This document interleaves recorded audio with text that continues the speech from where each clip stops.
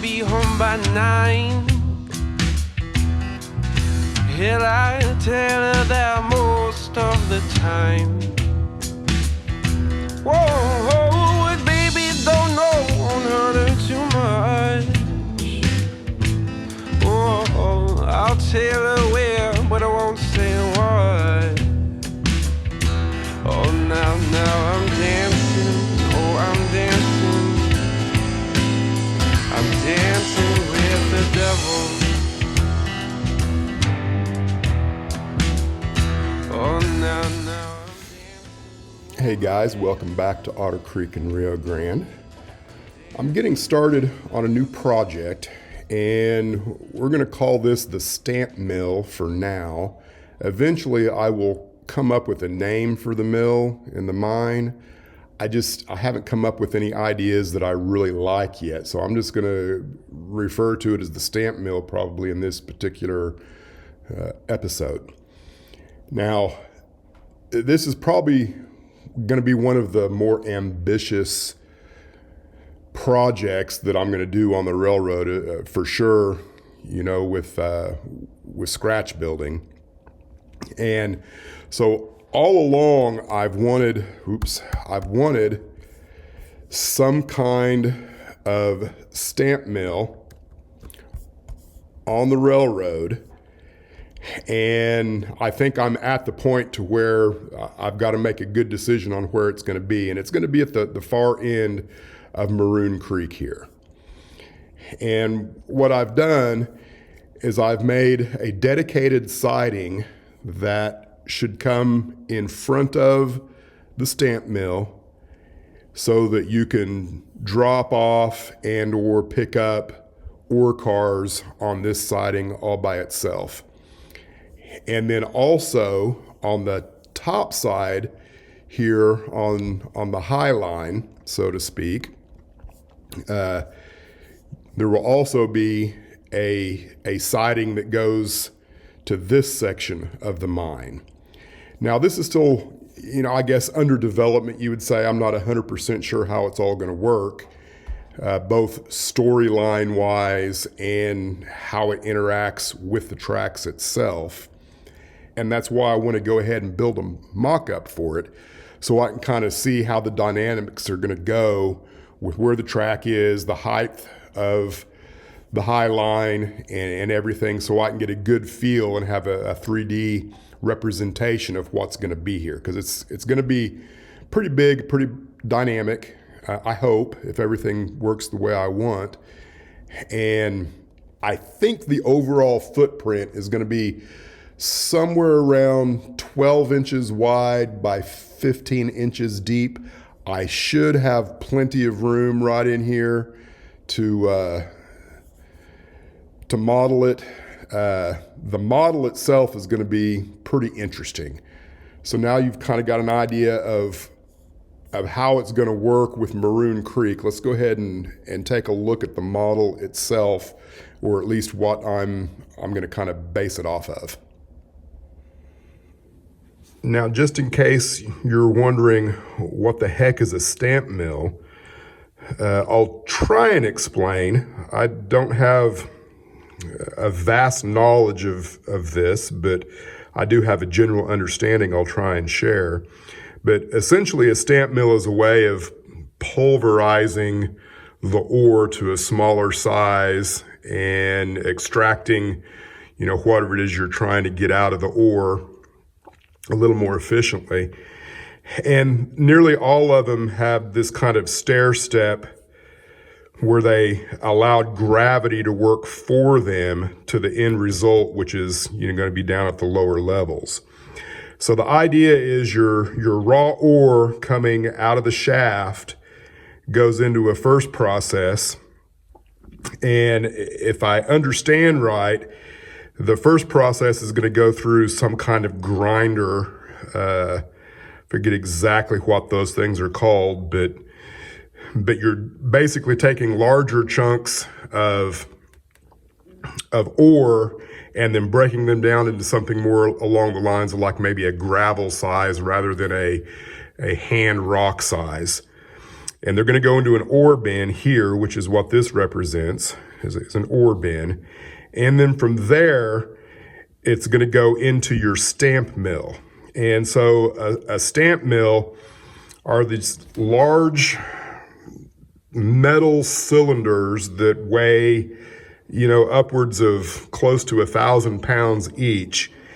And they're on a cam so that they get lifted up. I don't know how high they lift, maybe as much as a foot. And then they get dropped on top of what's coming out of your ore bin. And then you're going to try and get what your gravel size down to more of a pea size. And then that's going to hit a table here somewhere called the amalgamation table. And it's a copper table that they coated with mercury.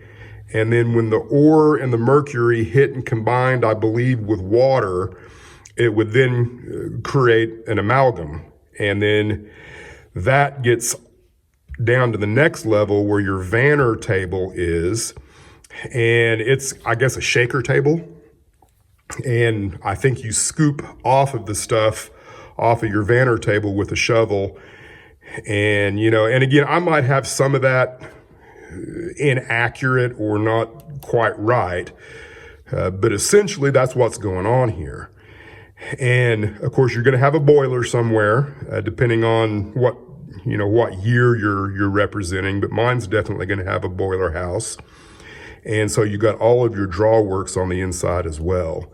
So that's kind of what a stamp mill is. Let's talk a little bit about the model that I'm going to try and recreate, or something close to it. I've known for a while that I've wanted to do a stamp mill, but I wasn't entirely sure which one or what to build. And I considered the one that Bantam Model Works has, the Rico Pretoria mill, I think. Pro Pretoria, I might be pronouncing that incorrectly, but it's a huge model and a little on the expensive side. And I ran into this. I can't remember. I think I found this Gazette at the Oklahoma City train show, just got lucky and saw this and thought, hey, that might work for my model railroad. And sure enough, there's plans associated with it. And I'm not entirely sure that I'm going to be nearly as successful with my build as Mr. Lowell Ross is with his, but I figured this is a great place to start. I would not be displeased at all if I was able to recreate this just, letter for letter, board for board that Mr. Ross did. Something tells me mine will not turn out like his, but who knows? We're just going to have to take it one step at a time. And, there's some pretty good pictures in here that kind of shows how everything is supposed to work. And there's a lot to it. And needless to say, there's way more to the actual model than what is represented on these two diagrams. So there's going to be a lot of me trying to decipher everything in here because, like for one, there's not a front-facing or rear-facing part of the diagram, so you kind of have to determine that by this particular schematic. And kind of understanding how it all works just means going back and forth from one picture to another, and also looking at the pictures in the magazine to kind of get an idea of where one section ends and one begins. So I think the way I'm going to approach this for the mock-up, because that's the first thing I'm going to do, is I'm going to build a mock-up. And I want to get the mock-up as close as I can to what I think the finished product will be for a couple different reasons. One is I can get it put on the layout sooner. see how it interfaces with the track. And in that process, I might find out that maybe this won't work at all, and it was a waste of time, but I don't know. You never know until you actually try. And the other thing is, by building the mock-up first, you get a more intimate knowledge of how things are supposed to go together. So my way of thinking about how this structure, began in the real world is the first thing they did is they probably had this shaft house here with the hoist to get the ore up to this level before they ever built a stamp mill. They didn't, know until after they figured out that the mine was lucrative before they ever decided to build a stamp mill.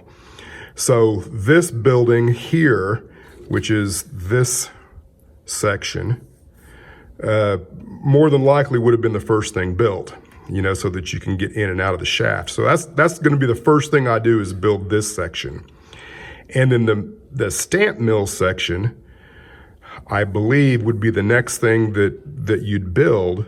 And that structure is a little more difficult to understand because you've also got this tram house here, which is what this circle right here is. The idea behind this is that there's another shaft further up the mountain that they're also bringing ore down to here, and now they're overflowing the mine. There's more ore than what 10 stamps will hold, so they're also shipping out ore to another stamp mill somewhere else. That's kind of the concept here. I don't know that I'm going to need the tram house. I might completely omit this part of the building here and just go with where the grizzly is and that part of it.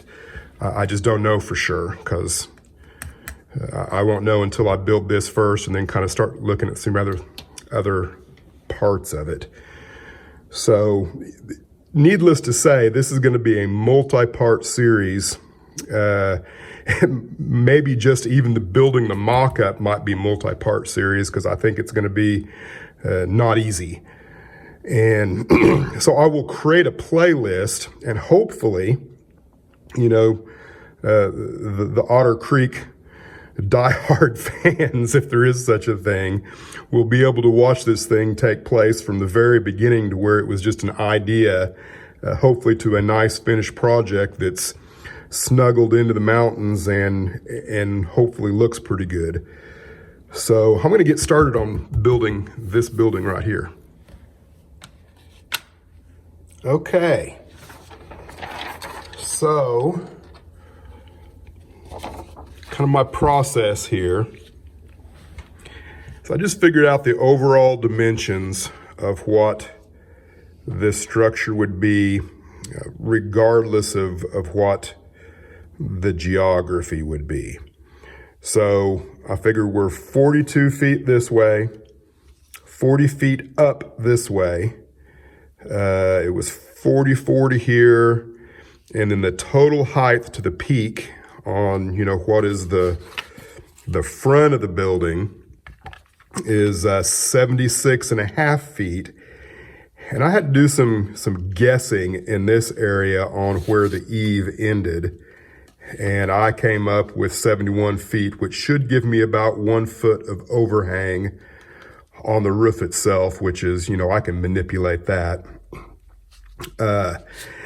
And just cut it out accordingly. We're 13 feet wide here. And the way this is going to go together,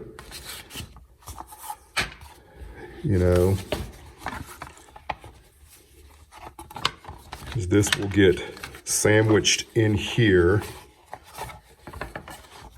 like that. It's a terrible way to try and explain it, but you get my point. I just got to figure out what do I want to use in here. I'd like to use scrap material if at all possible, so I'm not wasting any good scale lumber. But I think now is a decision on, do I go ahead and draw in some of this detail? For sure, I think I want to figure out where these two doors are, and I might go ahead and figure out the dimensions of this little building, because it will also, I think, need to be attached, or at least built up, so I can make the decision if I want to attach it or not. Okay, so I've got the shaft house complete. I went ahead and added this jut out. Don't really know what that is per se, but what I ended up using is this 5/32 by 5/32 square wood material, and I'll have to get some more for sure before it's all said and done, but pretty straightforward. I did go ahead and add in, you know, some drawings of some windows. I think these are oversized for sure from what the real one will be. I think they're about 3 foot by 6 foot, give or take, is what they should be. So now the next step is to figure out how to build off to the left here, and that's the tram house. So taking a look at this,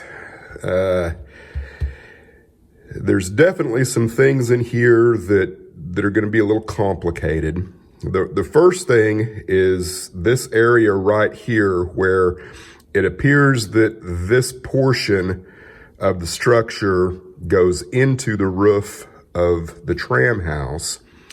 And the other thing is kind of understanding where is the floor in this area of the actual structure.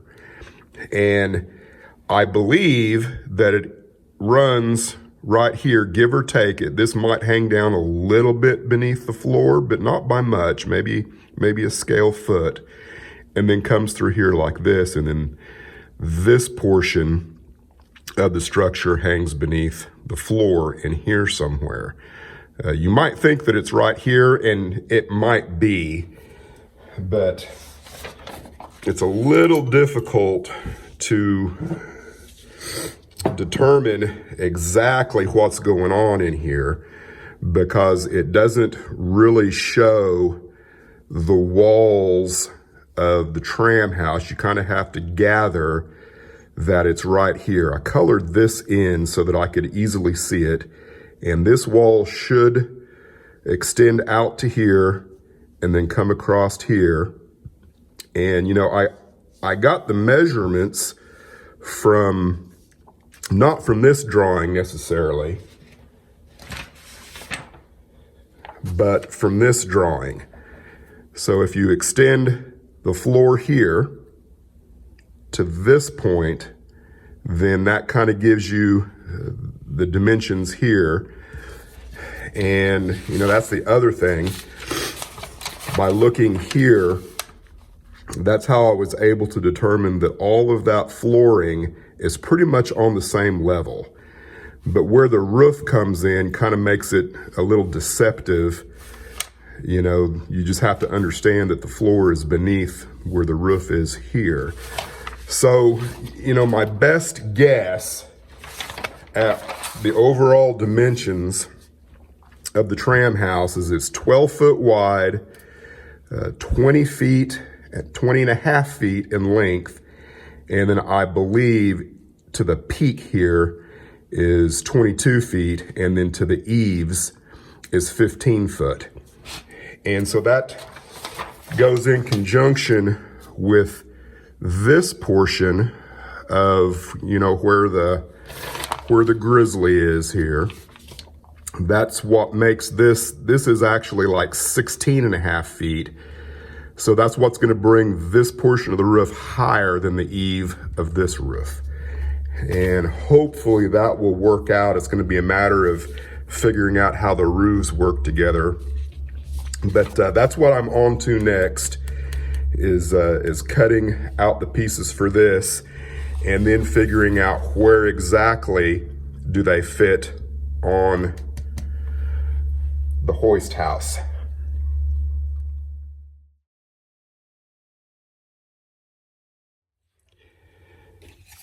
All right, I've got the tram house pretty much ready to go together. The only thing I need to do is figure out exactly where it fits on the side of the hoist house. And to the best of my reasoning by looking at the diagram is that it's 11 feet in this way and 42 feet up that way.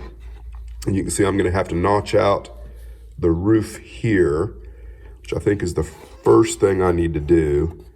And I'm also wanting to figure out a way that I could keep all of these buildings individualized so that, you know, I didn't do it on this one, but if I had it to do over, I probably would make it to where this is removable.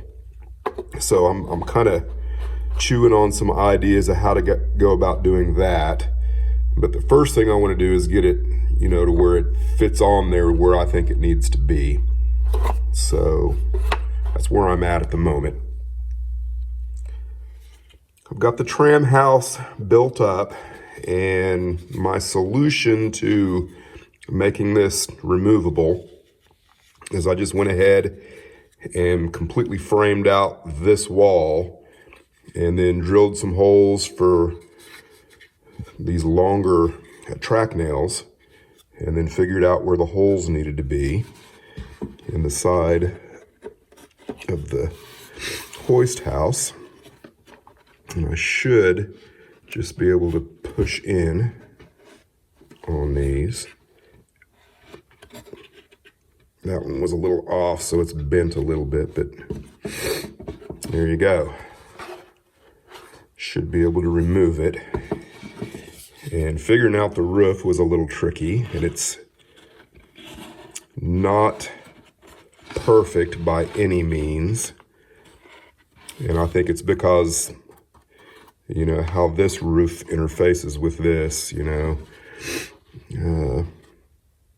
But it's going to work for a good mock-up, and I can kind of contemplate this area when I go to build the real thing later on. So I just need to glue the roof on now.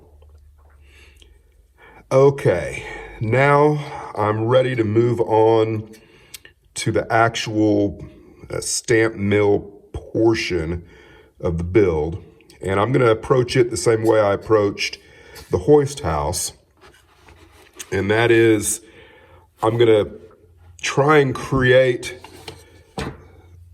the actual footprint without regard to what the mountain is doing, because I think that's going to be the easiest way to look at it, at least in my initial cutting of the cardboard. So what's a little tricky about this is that it actually sits lower. This the lowest level sits, near as I can tell, 16 feet lower than where the bottom of the hoist house is.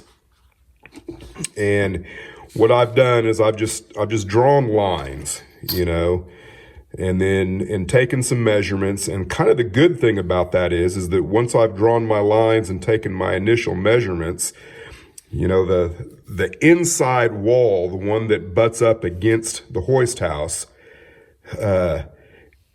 I'm viewing it as coming across here and then down. And so the structure of that wall actually supports the top, or excuse me, the bottom of the tram house. So as it comes up from here, it will come straight across here and then straight down. And so it worked out pretty good. Since I actually have a model that I can take measurements on, I get 42 feet to the bottom here. And then if you add another 16 feet to that 42, you come up with 58. And as it happens, I end up with 58 feet, because remember, this is half scale, so I've got like a 29 foot there to the bottom of the hoist house. So that's what I'm going to do next, is go ahead and cut out the wall that sits flush up against this one. I've got the two walls, the inner wall and the outer wall, and so far it's looking fairly good. That's how that's going to work. I've got the 16 feet there. Now, part of the challenge of this is going to be this particular wall, and that's because if you take a look here, we've got this, which is a 15-foot wall, then you got this notch out, and then you've got the rest of the wall on the outside. So what that means on this, I'm gonna have to find the distance from here to here, and then cut this out so I can move this wall in, and then create the remainder of this will be from here to there. So I've got to create this wall and this wall, and then I also need to think about what's going on down here with this, which I'm going to view that as a separate structure of its own. So do some more mathing and get back and show you what I've come up with. So taking a look at this, there's definitely some things in here that are going to be a little complicated. The first thing is this area right here, where it appears that this portion of the structure goes into the roof of the tram house. And the other thing is kind of understanding where is the floor in this area of the actual structure.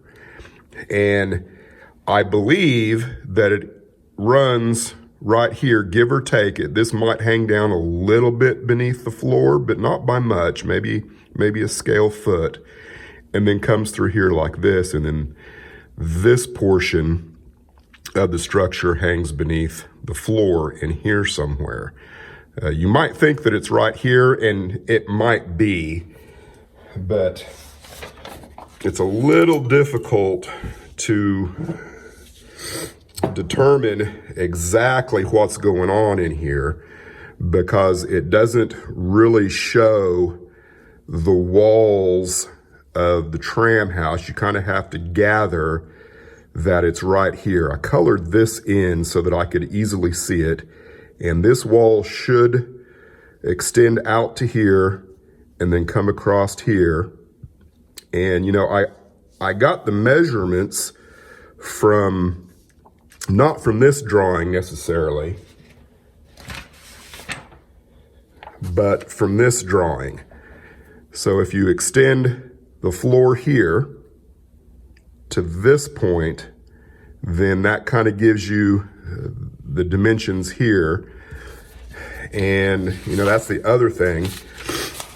By looking here, that's how I was able to determine that all of that flooring is pretty much on the same level. But where the roof comes in kind of makes it a little deceptive.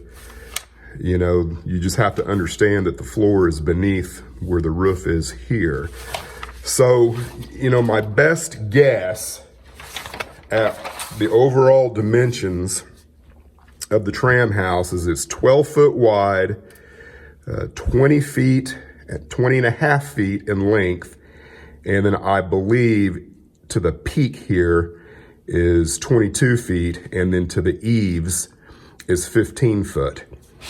And so that goes in conjunction with this portion of, you know, where the grizzly is here.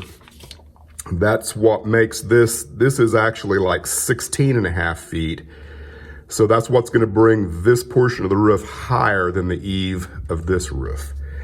and hopefully that will work out. It's going to be a matter of figuring out how the roofs work together. But that's what I'm on to next, is cutting out the pieces for this and then figuring out where exactly do they fit on the hoist house. All right, I've got the tram house pretty much ready to go together. The only thing I need to do is figure out exactly where it fits on the side of the hoist house. And to the best of my reasoning by looking at the diagram is that it's 11 feet in this way and 42 feet up that way. And you can see I'm going to have to notch out the roof here, which I think is the first thing I need to do.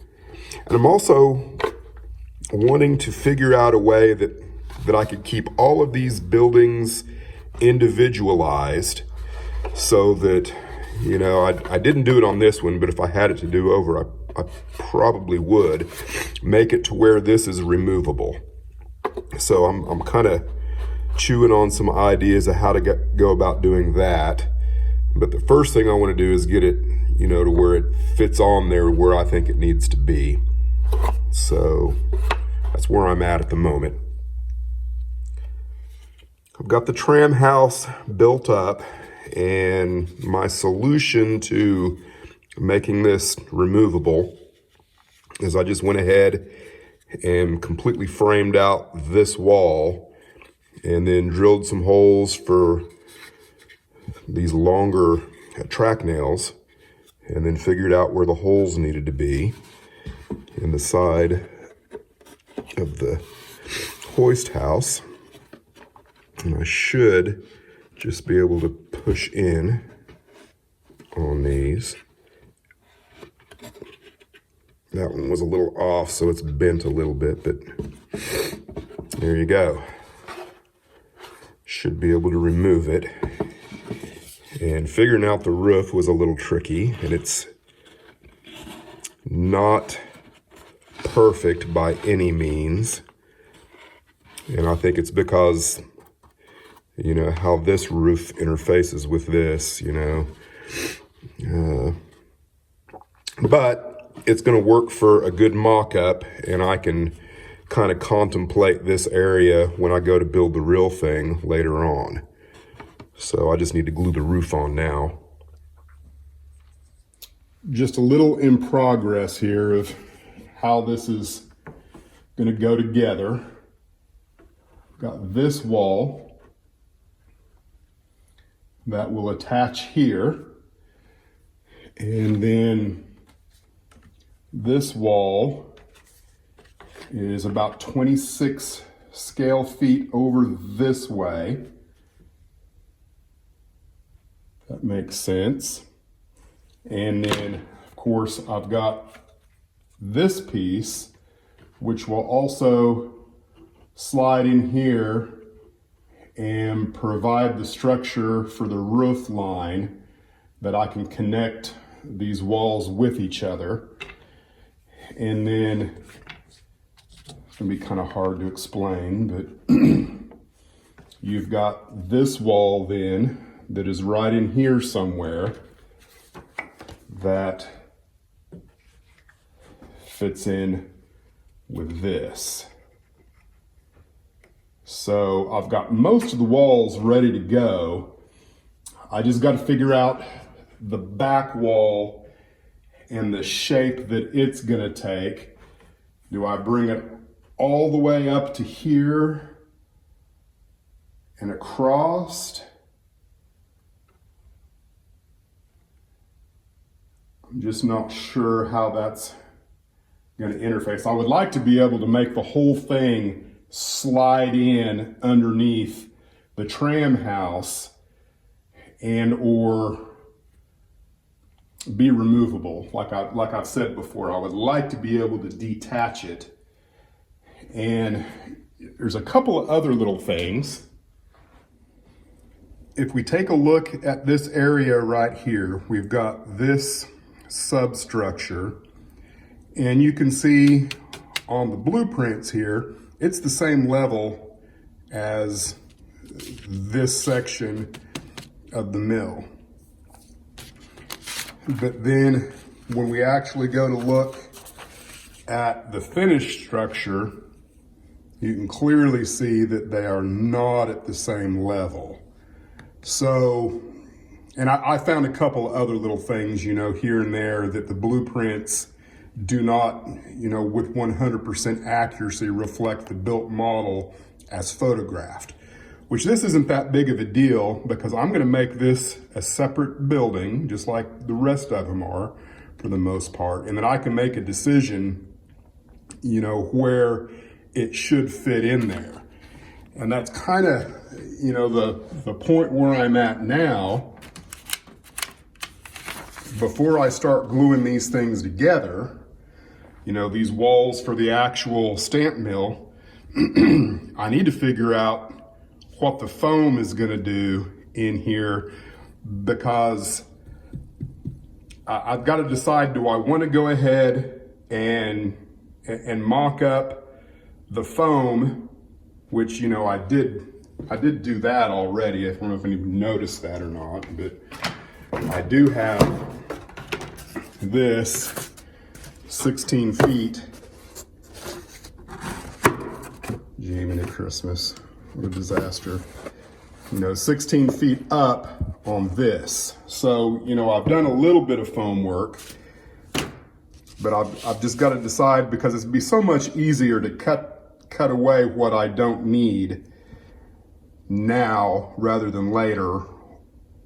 And or there is the possibility that I could leave it all long and then for now just cut the foam to make it look like there's different levels within the model, because I'm just getting the dimensions of the model now. I'm not trying to actually finish the actual structure.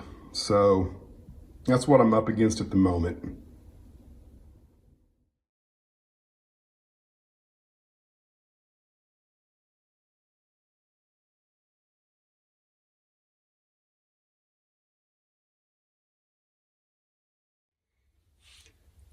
All right, I did decide to go ahead and make the whole thing pretty much at one level with the exception of the hoist house. And I will come in and figure out the different levels of the mountain and just do that with foam so that the whole thing just kind of slides into the mountain. That's how it's gonna work for now anyway. Went ahead and got a roof, and that works pretty good. And I've kind of created a dilemma here where I've got this section of the wall that I made that is permanently attached to this. And so if I want to make this separable, that means the wall that goes from here to there has to be detachable somewhere in here. So now I'm like, well, maybe I just glue the whole stinking thing together and be done with it.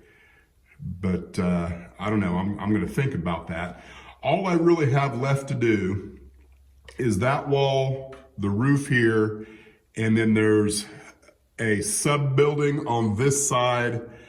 I believe the boiler house is right in here somewhere, and then the other structure right down here. So I've got 3, maybe 4 substructures that go along with it that I need to build up, aside from finishing the area up there where the grizzly is.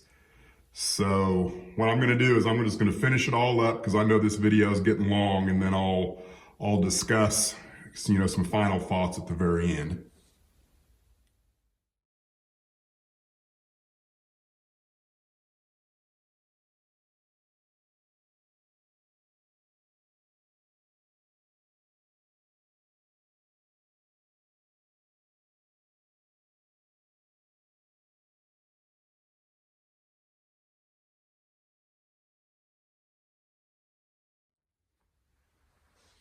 Well, I'm going to call this mock-up complete. And as you can see, I didn't go too far with the styrofoam mountain. I just kind of put some stuff in there in a way that it would make a little bit of sense. Because I really don't know exactly, for instance, how far up off of the plywood the whole thing will be. And so I don't want to get too carried away with building any kind of mountain until I know for sure how it's going to interface with the track. Because I'm thinking one track will come up here. The other one, of course, will be down here below this level somewhere. I just don't know how much. So now, I would say my final thoughts on this, as far as the mock-up goes, I did make one, I would say, critical mistake, and that's in this area in here. And, you know, that's a good reason why a person should do a mock-up, because it gets you kind of thinking in ways that maybe you wouldn't if you were actually trying to build the real thing.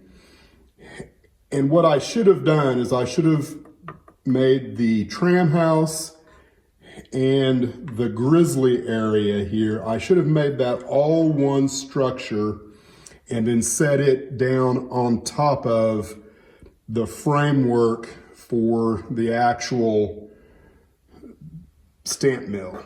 You know, so the profile that I ended up with here on that support structure would have continued here and here as well. And then this whole thing could have just set down on top of it. That's definitely how I'm going to approach building the actual model when I do it, because I think that's the smart way of handling business.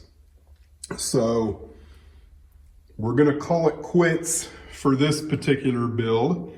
The next time you see this, it will probably be in Maroon Creek, because I'm just real close to being able to start work on Maroon Creek in a real kind of focused way that I haven't been able to. I think the weather hopefully will start to work in my favor, and we'll just kind of have to see how it goes. Thanks for watching Otter Creek and Rio Grande.